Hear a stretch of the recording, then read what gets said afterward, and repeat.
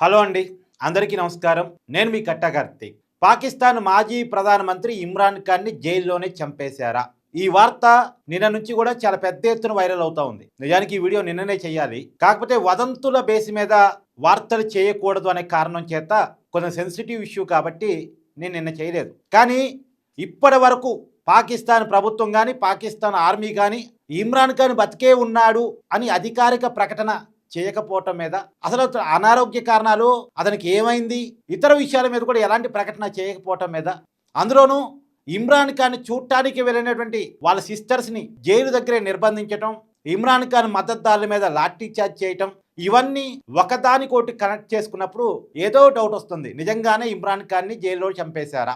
గత ఏప్రిల్లో Imran Khan ఆరోపించాడు, Pakistan army chief Munir అమెరికాతో కలిసి నన్ను చంపటానికి ప్రయత్నం చేస్తున్నాడు, జైల్లో నన్ను ఇబ్బంది పెడుతున్నారు, నా మీద హింసాకాండ చేస్తున్నారు అని చెప్పేసి ఇమ్రాన్ ఖాన్ ఆరోపణలు చేశాడు. ఇవన్నీ ఒకదానికోటి కనెక్ట్ చేసుకున్నప్పుడు ఒక బలమైన అనుమానం కలుగుతోంది. నిజానికి మొదటగా ఇమ్రాన్ ఖాన్ని జైల్లోని చంపేశారు అని ప్రకటన చేసింది ఆఫ్ఘన్ టైమ్స్ అనేటువంటి ఒక వార్తా సంస్థ కథనాన్ని రాసింది. దాన్ని బెలూచిస్తాన్ లిబరేషన్ ఫ్రంట్ వాళ్ళు వైరల్ చేశారు. పాకిస్తాన్లో పెద్ద ఎత్తున ఇమ్రాన్ ఖాన్ పార్టీ మద్దతుదారులు రోడ్ల మీదకి వచ్చి ఆందోళన చేయడం మొదలెట్టేశారు. ఇమ్రాన్ ఖాన్ని రావల్పిండి దగ్గర ఒక జైల్లో ఉంచారు. 2013 మే 6న అతని రిమాండ్ ఖైదీగా జైల్లో పెట్టడం జరిగింది అనేక అవినీతి కేసుల్లో.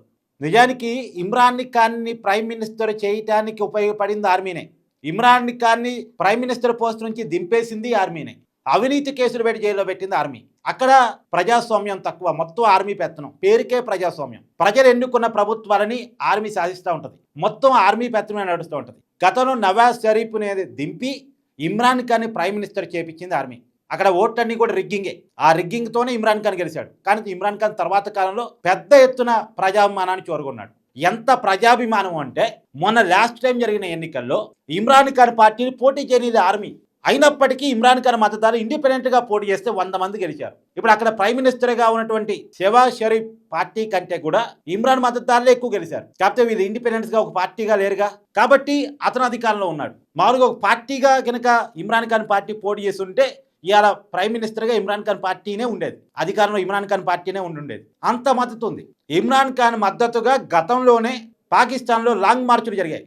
లాంగ్ మార్చులు చేస్తున్న క్రమంలో ఆర్మీ ఎస్టాబ్లిష్మెంట్ మీద, పాకిస్తాన్ ఆర్మీ ఎస్టాబ్లిష్మెంట్ మీద దాడి చేశారు. మామూలుగా ఆర్మీ ఎస్టాబ్లిష్మెంట్ మీద దాడి చేసే అంత సాహసానికి ఎవరు పోరు ఆ పాకిస్తాన్లో. కానీ ఇమ్రాన్ ఖాన్ మద్దతుదారులు ఆ పని కూడా చేశారు. ఇప్పుడు నిజానికి ఇమ్రాన్ ఖాన్ని చంపేశారు అంటే ఇక వాళ్ళ కోపం కట్టలు తెంచుకుంటుంది. ఇక పరిస్థితిని అర్థం చేసుకోండి. ఆల్రెడీ పాకిస్తాన్ రచ్చరచ్చగా ఉంది, ఇంటర్నల్ ఇష్యూస్తో నలిగిపోతా ఉంది. ఒక పక్క ఆఫ్ఘనిస్తాన్తో యుద్ధం, ఇంకో పక్కన బెలూచిస్తాన్ తిరుగుబాటు, ఇంకోవైపు పిఓకే ఆందోళనలు, ఇవి తలకై నొప్పులు చాలక ఇప్పుడు ఇమ్రాన్ ఖాన్కి సంబంధించిన ఇష్యూ. అయితే దీంట్లో నాకు వస్తున్న కొత్త అనుమానం ఏంటంటే, అమెరికా పాకిస్తాన్ తన చేతిలో తీసుకోవాలనుకుంటుంది, పూర్తిగా తన చేతిలో తీసుకోవాలనుకుంటుంది. పాకిస్తాన్ మొత్తం కూడా అమెరికా చేతుల్లోనే ఉంది, కాదు అంటానికి ఏం లేదు. పాకిస్తాన్ ఆర్మీ చీఫ్గా ఉన్నటువంటి మునీర్ గతంలో వైట్ హౌస్కి వెళ్ళి ట్రంప్కి సాగిలాపడేటువంటి విషయం మీ అందరికీ తెలుసు. పాకిస్తాన్లో ఉన్న వనరులన్నీ కూడా అమెరికాకి తాకట్టు పెడుతున్న విషయం కూడా మీ అందరికీ తెలుసు. దానికి అమెరికా IMF నుంచి నిధులు ఇప్పిస్తున్న విషయం కూడా తెలుసు. ఇవన్నీ కలగలిపి చూసినప్పుడు అమెరికా హ్యాండ్ ఓవర్లోనే పాకిస్తాన్ ఉంది, కానీ పూర్తిగా తన చేతిలో తీసుకోవాలని అమెరికా అనుకుంటుందా?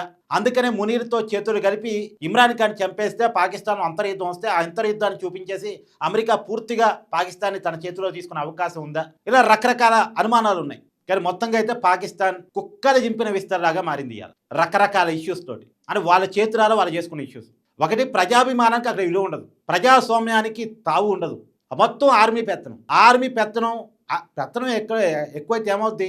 సహజంగా ఒక రూమ్లో బంధించి పిల్లిని కొట్టినా తిరగబడింది, మనం చూస్తే పారిపోయే పిల్లి కూడా తిరగబడింది. అలాంటిది పాకిస్తాన్ ప్రజలు ఆర్మీ మీద తిరుగుబాటు చేయకున్నట్టుంటారు. అక్కడ ప్రజల సంక్షేమాన్ని వదిలేసి, అక్కడ ప్రజల అభివృద్ధిని వదిలేసి, విధ్వంసం మీద విద్వేషం మీద బతుకుతూ, పక్కన వాళ్ళ మీద ఏడుస్తూ ఎన్నాళ్ళు రాజకీయాలు చేయగలరు పాకిస్తాన్ వాళ్ళు? అక్కడ ప్రజలు ఎన్నాళ్ళు మభ్యపెట్టగలరు?